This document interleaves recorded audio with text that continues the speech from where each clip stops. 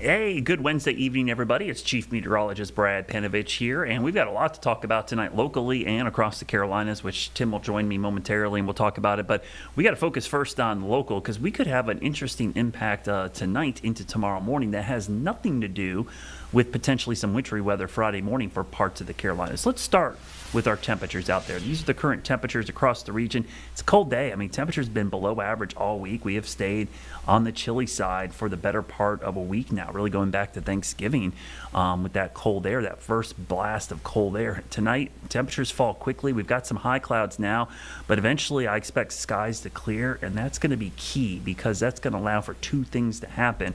One, it'll allow for radiational cooling, which means temperatures falling down likely to the freezing mark, if not slightly below, upper 20s to around 30 degrees. But because the dew point is relatively high, considering the temperature, our dew points are currently in the low 30s as well, so right around the freezing mark. So when the air temperature approaches the freezing mark, you get saturation. In this case, we're going to have fog form. Now, fog in and of itself causes reduced visibility. But tonight we could have something that happens more often than you think, but it's a term you probably never heard of before, and I'll explain. Freezing fog. Fog that forms when it's below 32 degrees. Now, you could see the fog on the map, and this is the visibility in miles. I highlight the areas in pink that are going to be below freezing. So areas across the Piedmont, especially the southern Piedmont and the upstate, we see some fog forming with temperatures below freezing around sunrise tomorrow morning. That could lead to areas of freezing fog before it moves out. So what is freezing fog? Well, let's talk about fog first. It's a cloud at the surface. What is a cloud or fog? It's just tiny droplets of water vapor in the air. They're floating. Sometimes you can see these in your headlights when you're driving in fog or mist. So those tiny water droplets can be around when the air temperature is below freezing due to the pressure. But once they make contact with the surface and it's 32 or lower, you can get ice to form. And this can cause glazing on elevated surfaces, trees, signs. If you've ever been to the mountains, you surely have seen this on the ridge tops in the cold months where a cloud intersects the mountain and you get rime ice, we call it. It's white. It coats all the trees. We can get thin layers of that here in the Piedmont with freezing fog, and it could cause slick spots, in particular bridges and overpasses, because they're not only surrounded by the cold air, they're surrounded by the moisture and the fog as well. So those low-lying areas are the worst ones. If you're driving and you see a low-lying area with some fog and the temperature plummets briefly, slow it down. Maybe let off the gas, keep the wheel straight, because we could see some icy spots. Tomorrow, though, for Thursday, after the fog's gone, beautiful day, sunshine. I think low and mid 50s, a certainty. And with more sunshine, we might see some upper 50s in a few spots. And then we turn our attention to Friday. A wintry mix Friday, but not for everybody, mainly for our northern counties. And Tim is going to have much more of this to deal with than we will here in the Charlotte area. You could see some sleet, rain, mix north of Interstate 40. For Charlotte, no impact. I think I've been trying to say this all day. If you're in Charlotte Metro, and I'm talking Charlotte, Gastonia, Rock Hill, Monroe, Concord, the metro area, the counties surrounding Charlotte, do not worry about this. This is just wet roads. Do not go to the store. Do not buy all the milk and bread. Don't think school's going to be canceled or delayed. It absolutely shouldn't because of the weather, because this is just going to be like Tuesday morning. Cold, miserable rain. Not great, not ideal, I get that, but it is not going to cause slick roads. The areas where we could see slick roads, the winter weather impact map will tell you everything you need to know. So the areas in yellow, that's the low impacts. The area in orange, that's the medium. So in the mountains and foothills, this is the area we'll watch, and then heading up towards the Virginia border. The light gray is where we're expecting minor or minimal. Basically means we could see flakes fly mixing with rain. So we'll keep an eye on it, but that's the only area I anticipate any issues, if any at all. Charlotte is in the dark gray, which means just good old-fashioned rain. We're pretty confident because now our short-range guidance is kind of showing us what's going to happen. 50s tomorrow night. Rain moves in, so Friday morning, 3 o'clock in the morning while you're sleeping. Look at these temperatures, low 40s across the Charlotte area, probably falling into the 30s quickly. But look at those 30s locked into the north. That's where we could see the rain, snow, sleet mix. I think even in Charlotte, it could start as snow, but if you're not staring at the sky when this happens, you're going to miss it because it's not going to accumulate. As we go through the morning, sunrise arrives and it's still snowing north, but it looks like it moves out fairly quickly or changes to all rain about mid-morning, and by lunchtime, it's all gone. And temperatures are getting back above the freezing mark. So not anticipating widespread issues in the Charlotte area. So again, don't be canceling or changing plans if you're going to be in and around Charlotte. Now, if you're going north into Virginia, different story. But if you're staying local, probably not going to be an issue, or going south. You're just looking at good old-fashioned cold rain. If you can drive in the rain and deal with wet roads, you can deal with Friday morning. And even north, I don't expect a lot. But we are going to see maybe our first snowfall outside of the flurries we had around Veterans Day, a trace to a half an inch max. And again, this could be like the good old dusting to a half inch on grassy surfaces. It could overproduce. The high end here is probably an inch. The low end is 0. So you kind of see that range. And again, even across Charlotte, a sleet snow briefly mixing in, certainly possible. I do think that's possible early on. But let's look at the hour-by-hour forecast for Charlotte. This is for Friday morning. Raining, cold rain, miserable there. Temperatures in the 40s and 30s, not great. That's the wind chill, the lower number there, by the way. As we look at the hourly forecast for Hickory to Statesville, start to snow, mixes in at times. especially through sunrise, and then changes to rain and is gone by lunchtime. So I think that gives you a really good idea on the perspective. Now, long range, it's going to stay cold. It looked like things were going to try to turn around, but I'm telling you what, below average temperatures look to be locked in place at least through the middle of next week before we see a turnaround in the temperatures. So talk about a flip in the pattern from the crazy warm November to now December, at least through the first 2 weeks, starting off on a cold note. Let's look at your Jerry Hunt Supercenter 7-day forecast. And again, we want you to be alert, especially for our friends on Interstate 40 North. Tim and I will talk about those areas and kind of what we're thinking up there. On the weekend, cloudy, cool, not a great weekend, some drizzle and mist possibly. So ACC Championship game, Magical Toy Drive. Bundle up if you're heading out there. Sunday night into Monday, it looks like another fast-moving system could bring us another shot of cold rain. So don't be surprised if we see kind of a repeat performance as we saw yesterday and again tomorrow. And let's go 10 days out into the future, and you can see temperatures staying slightly below average, especially in the afternoons. The morning lows are getting closer to where we should be, but that's a pretty cold pattern all in all. It looks like a chilly first 2 weeks of December, and temperatures staying on the chilly side in our 10-day forecast. So coming up after the break, we're going to talk with Tim Buckley up at WFMY. Greensboro Market Triad, that's an area where we're definitely going to see more of an impact. We'll talk about this winter storm, some of the red flags, some things that could go wrong, what makes this different. And we'll talk a little bit about this freezing fog thing, because I think this could be, for the Charlotte area, might be a bigger impact than what's heading our way on Friday. So stick around. We'll be right back after the break.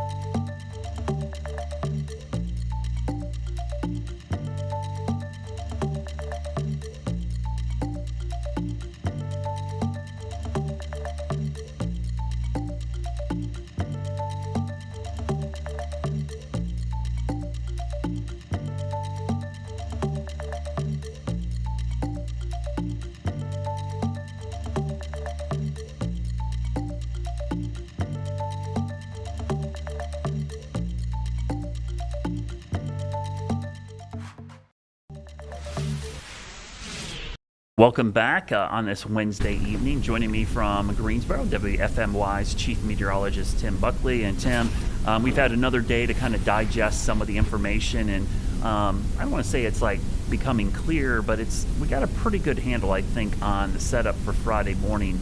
Certainly seems to be some consensus building around the guidance and some of the forecasts. I think so too. Good to see you today, Brad. It seems to me like, what you were saying, they're consolidating their ideas. That when we say they, we're talking about the models, which are just objects and computers. But it does seem to me like, instead of diverging opinions, they're starting to agree a little bit. And that's good. There's certainly a winner here. It looks like the European model was the one that kind of sniffed this one out a couple of days ago, and the others have kind of gone along with that idea. idea that in my area, we're probably going to get a little thump of some snow mixed in with some sleet in the morning hours, especially. We have some concern for the morning commute around here. It doesn't take that much. But at the same time, it's moving pretty quickly that we might only deal with this for a couple of hours on Friday. And so if you have Friday evening plans, you probably can keep them. You at least could wait another day or two to see how things evolve. But quick hitting. Yeah, and I think that's a really good point because overall, I mean, I think I posted earlier today, I know this is kind of the first real threat outside of the flurries we had back in November. But all in all, I wouldn't call this a huge impact system. It's not a major winter storm. But as you mentioned, the timing is key. It's going to happen during the morning commute. So you don't need a big amount of snow or precipitation with it hitting at the wrong time. And in particular for folks north of you and in your area, that morning commute could be icy. And so do you anticipate probably delays and then schools maybe back in session by midday, or you think it might have some closures up there? Yeah, and we never try and speak for the schools. They've got a tough job making these decisions. It's never going to please everybody. But to me, I think the biggest issue is we know that there are going to be some slippery roads that develop, and it is going to be in the early morning hours when the buses are out and when the kids are out driving themselves or whatever. So you could do a delay, but that might only get you to the middle of the morning. Yeah. So to me, it kind of seems like they might do one of these remote days. I hate to speak it because the kids don't like that news. And again, I don't know what they'll choose, but there's no real threat for power outage. And so what we hear nowadays from the school districts is that they want to avoid remote days when there's the threat of power outage, but they want to use that flexibility when they know that that's not really a concern. So I think that might be a route that they might consider going. Yeah, it's certainly a lot has changed since COVID. Now there's this option of remote learning, and it does make schools, I think, a little bit more overly cautious because they can do that, and it doesn't count against their snow days if they have a remote learning day. So it'll be interesting because I've been getting that question quite a bit, and I think in the Charlotte area we're okay. I did want to focus on one thing tomorrow morning, Tim, and I started noticing this morning when I was looking at some of the guidance. We might have this weird thing called freezing fog down our way tomorrow morning. And for us, the most impactful weather might be tomorrow morning for ice because I don't anticipate any slick roads Friday morning in the Charlotte metro. I do expect it up in our Interstate 40 corridor. But tomorrow morning we have fog forming and temperature near freezing. And it's always a weird thing. When people hear freezing fog, it sounds like something out of a sci-fi movie. But what it is, it's just fog that forms when it's below freezing. But you get rime ice. And I've seen it several times here where you get some fog, and because the cold air all actually settles in the low-lying areas where the bridges and those overpasses are, sometimes you get icing on the bridge and you can get some slick spots. So I just want to bring that up and quickly show you that freezing fog graphic again if Sean can pull that up for us. But I do expect that we're going to see a bit of freezing fog in areas, and don't be surprised if there might be a fog advisory or freezing fog issued for our area tomorrow morning, just because it is a unique thing. The reason it's going to happen is we've got temperatures falling to freezing, but what's really interesting is our dew points are right around the freezing mark as well. So if the temperature gets close to the dew point tomorrow, we'll have that freezing fog risk. So, Tim, I felt weird today talking about this Friday thing, and all of a sudden I'm like, well, maybe tomorrow morning might be a little more impactful for us as we go into the morning on tomorrow. So let's talk a little bit about the guidance and the timing. You mentioned all the guidance kind of coming together, but we've been kind of chatting offline back and forth with some of our short-range guidance, and they've gotten a lot quicker, it feels like, in the short range, and this thing moving out fast. I'm a little hesitant to go too soon, but, I mean, some of this, like our graph model, as I'm showing you right now, has this kind of moving out by, like, 9, 10 o'clock in the morning, like pretty quickly. So it'll be interesting to see if that actually happens, because the early arrival, Tim, I think also could mean it stays frozen a little bit longer, because that would be in more of the heart of the overnight hours. Yeah, so if you're rooting for snow and you're wanting to get some good action out of this, that might be to your benefit.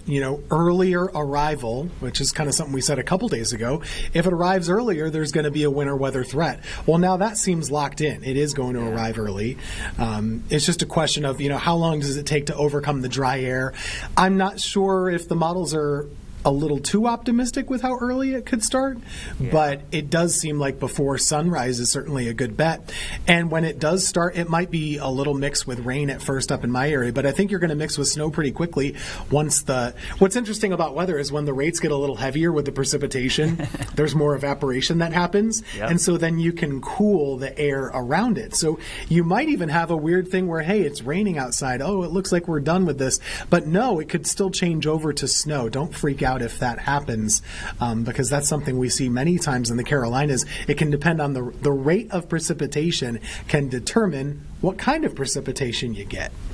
Yeah, that heavy burst sometimes is when you get that quick changeover, and that's when you get those big, fat, wet snowflakes too, because they start colliding with each other on the way down. And those quick bursts are also the ones that cause issues because the road can get covered. Even when the air temperature is above freezing, Tim, you can get the road to get covered. If it's snowing heavy enough, it could be 35 degrees out and the road could still get covered quickly because it's coming down so fast. What's also interesting is at least the temperatures seem to be a little bit milder.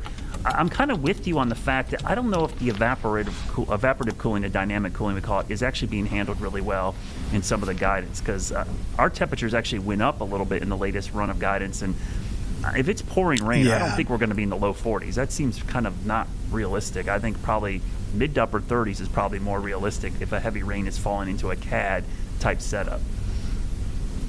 Yeah, we tend to know what our models do well and what they don't do well, and this one that we use is not very good at those wedge temperatures. So I would not expect it to be 40 degrees right away in Charlotte. But we talked about your map here offline, and mine's pretty similar to it. I think that's kind of the first starting point with this.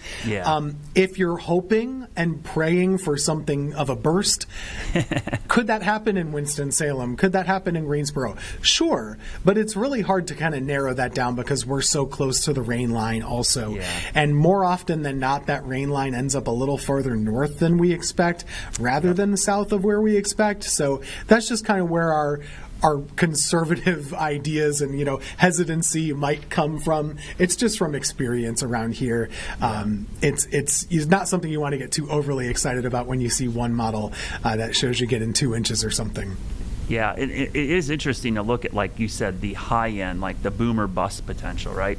What's the boom potential? Well, me personally, I think the boom is probably 2 or 3 inches. That seems even higher than the guidance, but if that's your high end, it really kind of tells you like the medium is probably a half an inch to an inch in most areas. And as I mentioned on air, I said, because the air temperature is going to be so marginal, you probably got to see this real time because it's not going to be sticking very long except for those grassy surfaces and some elevated surfaces because, let's face it, the temperature is not going to be super frigid. So it's probably going to melt quickly. And if you're not up watching this in real time, you might miss some of the best snow. Yeah, that's right. So really, you should try and wake up early, like you said. And, I'm trying to think back to, we had an event last year, and I don't even remember all the details about it, but it was one of those where it was only probably about 1/4 of an inch of snow, Brad. It was very little, but it came at the wrong time, and we had a lot of wrecks as a result. And I don't believe that was a very well forecast event on our end. We had mentioned the possibility, but it wasn't something we shouted about for 3 or 4 days. The crews are out there, and we've been looking around the area. They've been salting the roads. They've been brining the roads, things like that. So that is something that's going to be a benefit. It's not a surprise. It's expected. We'll probably get winter weather advisories put out for this thing coming into tomorrow. So I don't think anybody should be caught with their pants down, so to speak, looking ahead at this on Friday, which is good. And just kind of a minor event overall, but still something that could cause some wrecks if you're not careful. Yeah, as I mentioned, the timing could be bad. So we talked a little bit yesterday about QPF, and I saw you looking at the 7-day QPF there. But just to give some people ideas how much moisture, our system yesterday wasn't as cold as this, but it had a heck of a lot more moisture than this one. You're looking at this. If it was all rainfall, everyone asks, what if it was all snow? Well, this is what if it's all rain. You're basically looking at anywhere from 1/10 to maybe 3/10 of an inch. And in an ideal world, if that was all snow, you're probably around 1 inch or 2, maybe 3 inches. But we know south, where the heavier rain is, it's not going to be as much snow. So this kind of puts the top end limit to your snow totals there. if you don't have a ton of moisture. So what this system lacks with moisture, it's kind of made up with that. It's a much colder system overall, and certainly it's going to be more of a wintry threat. I am curious, though, Tim, can we look at his map? I want to see yours because we kind of lined ours up pretty well. The one area I think that's going to be interesting for you is like some of your Virginia counties up there. Where are the highest totals are you going with? Are you going more mountains, or are you going Virginia with more snow? Yeah, I think mountains into Virginia a little bit, and quite frankly, I don't forecast too much up into there, so I don't give it as much tender love and care on the map, right? But I think more than 2 inches is certainly on the table if you were to get up that way, and if things worked out pretty well. So if you're in Martinsville, for example, could you get 2 inches or more? Probably. Danville, maybe, but more so once you get into the elevation as a little bit of a bonus. Some of the models are having Roanoke do pretty well, which is interesting to me because I didn't think initially that they would have the amount of moisture to get up into that range. But the Euro certainly thinks so. A lot of models tend to think so. What's interesting to me is a couple days ago we were looking at maybe an ice threat that could be somewhat significant. I'm not so sure that the ice amounts will be that much to write home about where we stand right now. It might be more of a snow, sleet, and rain rather than a freezing rain situation that's super impactful. Yeah, that's the other thing about this. A much different setup than yesterday morning, which was either rain or ice. We had a really strong warm nose. Down here in Charlotte, some of our forecast soundings had, 5,000 feet. It was like 53 degrees, and it was 35 at the surface. We don't have that really warm air aloft. The warm air is actually at the surface this go around, and that's why it's snow, sleet, or rain in this case. So a lot of the warming is going to be taking place from the bottom up as opposed to mid down. But you got your timing there, so this gives for folks in the triad a good idea on the timing. Do you think at any point, Tim, it's going to be all snow in your area, or are you going strictly with a mix during this event? Well, not for the whole area, but do I think Greensboro has a couple hours where it's strictly snow? Yeah, I think so, and that's probably right around that daybreak time frame, maybe around that 5 to 7 a.m. area, and then as you get after that, you probably have some more of that warmer air intruding. But there's certainly that chance, and as you know, in Mecklenburg County, for us, Guilford County is the big one, both in population and in size. It's just a large area. If you live in northern Guilford County, boy, do you have a better chance than the folks in southern Guilford County. And you know that from living here in past storms as Guilford County residents, it always works out that way. So just depending on where you are will determine those impacts. But I do think that rain-snow mix line is going to be in the usual spots, kind of right around where they built the highways all those years ago, right along the fall line, as we say. So makes sense. Yeah, it's always funny because, people always ask, what's the deal with Interstate 40 and 85? And let's be honest, they're just landmarks, but they are built on kind of those elevation changes too. So there is some rhyme and reason to that. But in complete honesty, it's really just a landmark that everybody knows, and there's no special barrier there. It's just that's where the highway is, and people kind of know. You're so right about the counties. Like, I don't know what it is about the major cities. If you look at Wake County, it's the same way. Wake County, Guilford County, Mecklenburg, the major cities, the counties are so long, north and south, and it makes forecasting over high-density population areas such a nightmare and sometimes frustrating because depending on what part of the county you're in, you could see a completely different weather, especially in a winter weather setup. It's really true. And like we joke about it, but it really makes it frustrating because it's so high stakes, just 5 miles one way or 10 miles the other way. It can change the whole event. So this is a lower stakes setup. It's a more minor system, but I'm sure somewhere down the line this winter, we're talking about 20 miles is the difference between several inches and mostly rain. We've seen it. Yeah, absolutely. And again, I think this is a good kind of trial run for winter for a lot of folks. Will this end up being the biggest storm of the season? Let's hope not for snow lovers. But this likely is kind of our typical winter event. If you be honest with you, it feels like we get a handful of these every winter or on a normal winter. And this might be on the low end of all that. What's interesting, and I'm glad you brought this up, is next week the pattern's pretty active again. And while the European model here is not showing a ton, Tim, there's a good chance that storm, if it tracks a certain way, could do a repeat performance of what we're seeing on Friday. So it's a pretty active southern branch of the jet stream right now. Yeah, and the models look a lot different if you just look at the precipitation. Yeah. And for those, we haven't talked a lot about this on air because we're taking time for Friday.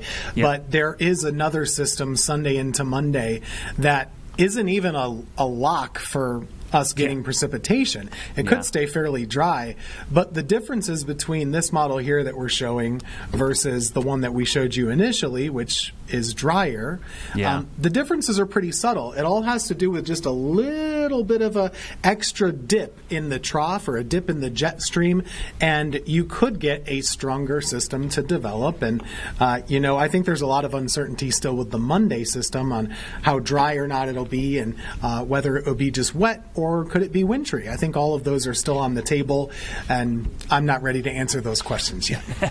Yeah, we got one system at a time, but I think the overarching thing is this is a pretty active storm track. There's plenty of cold air in place, and one thing I wanted to show real quickly, and I talked about this today on my vlog. I'm trying to find if we can bring this up. Sean, could you bring up my laptop real quickly? Because I want to show this. I thought this was pretty interesting, Tim, because we had talked about this the other day about the cold air and the snowpack to the north. I was looking at the snow cover over the United States, and so I looked at the snow cover departure from average. And what's interesting here, I'll try to make it bigger so you guys can see it. All the areas shaded in blue, that's snow cover, but that's also above average snowfall for this time of the year. Okay. And look how expansive that is from Iowa through the Ohio Valley, Great Lakes, and most of the Northeast until you get into northern New England. That's all snow cover, and that's a lot more snow than we typically see at this point in the year. So this is helping keep the cold air kind of locked in place, Tim, as we talked about the other day. And so I would be honest with you, I thought we'd probably start modifying a little bit 2 weeks ago as we got into December, but it kind of looks like the cold air might hang on here, especially in the eastern U.S. Hard to do. As long as this pattern continues, whenever you get a system, it'll have a winter question until we get closer. Yeah. So that's it. We'll talk more about this tomorrow. Tim will have coverage up in the Greensboro area. Stay tuned. Bigger impacts down there than down here. We've got more news coming up right after the break.